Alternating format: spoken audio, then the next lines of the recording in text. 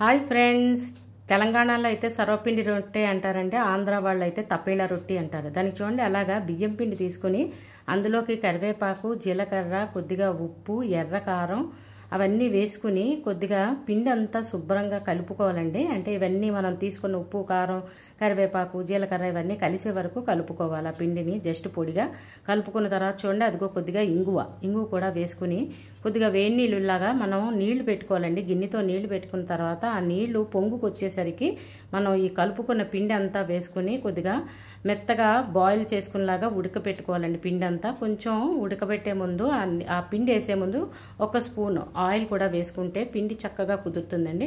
చూడండి, అదంతా ఉండలు లేకుండా శుభ్రంగా కలుపుకుని అలా పెట్టుకుని మెయిన్ ఏంటంటే కొద్దిగా మూత పెట్టి ఉంచుకుంటే పిండి అంతా కూడా ఉడికిపోతుందండి. అలాగే అయితే పెసరపప్పు కానీ లేదంటే దీంట్లో శనగపప్పు కానీ నానబెట్టి వేసుకోవచ్చు. లేదంటే వేడి మీద అలా వేసుకున్న తర్వాత మూత పెట్టుకుని ఒక 10 నిమిషాలు ఉంచుకుంటే అది అంతా ఉడుకుతుందండి. ఆ వేసిన పప్పు కూడా. అలాగే చూడండి, నేను ఆంధ్ర వాళ్ళు తప్పేళ్ళ రొట్టి అన్నారు కాబట్టి అందులో చూడండి ఒక బాణీ పెట్టుకున్న తర్వాత ఆయిల్, ఇది ఎక్కువ ఆయిల్ కూడా పట్టదండి, జస్ట్ ఒక స్పూన్ ఆయిల్ వేసుకున్న తర్వాత మనం ఆ పిండిని కొద్దిగా రొట్టి రూపంలో జస్ట్ ఒక షేప్ వచ్చేలాగా మనం అయితే అట్లకాడతో లేదంటే చేత్తో కూడా కొద్దిగా ఎలాగ 10 నిమిషాలు అయి చల్లారుతుంది కాబట్టి మనం షేప్ వచ్చే వరకు జస్ట్ ఒక రౌండ్ షేప్ వచ్చేలాగా జస్ట్ అలా ప్రెస్ చేసుకుని రొట్టిలా వేసుకోవాలండి. వేసుకున్న దాని మీద మూత పెట్టుకుని ఇంచుమించు ఒక 10 నిమిషాలు కాల్చుకుంటే కనుక చూడండి, అలా చేత్తో అనుకున్న తర్వాత మంచి షేప్ వస్తుంది. ఆ షేపు వచ్చిన దానికి మనం రెండు పక్కల ఎర్రగా మంచి దిబ్బ రొట్టెలు అవి కాల్చుకుంటాం కదండి, లేదంటే పొంగరం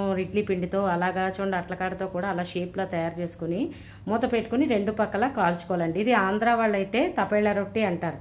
అదే తెలంగాణ వాళ్ళైతే సర్వపిండి రొట్టి అన్నాను కదా, వాళ్ళు ఏం చేస్తారంటే దానికి చక్క పెనం వేడి ఎక్కనిచ్చిన తర్వాత కొద్దిగా పిండి వాళ్ళు కొద్దిగా పల్చగా వేస్తారండి. అట్టుని అలా అట్టు పెనం వేసిన తర్వాత పెనం మీద దానికి చూడండి అలా కన్నాలు పెట్టుకుంటారు. ఆ కన్నాల్లో కూడా వాళ్ళు కొద్దిగా ఆయిల్ స్ప్రెడ్ చేస్తారు. అంటే చాలా క్రిస్పీగా వస్తుంది ఇలా కాల్చుకుంటే, పల్చగా ఉంటుంది.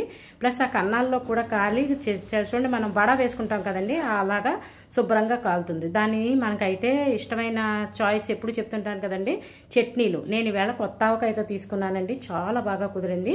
మీరు కూడా ఈ రొట్టిని ఇలా ట్రై చేసి మీకు ఎలా వచ్చిందో కామెంట్ పెట్టండి. ఛానల్ సబ్స్క్రైబ్ చేసుకోకపోతే సబ్స్క్రైబ్ చేసుకోండి ఫ్రెండ్స్.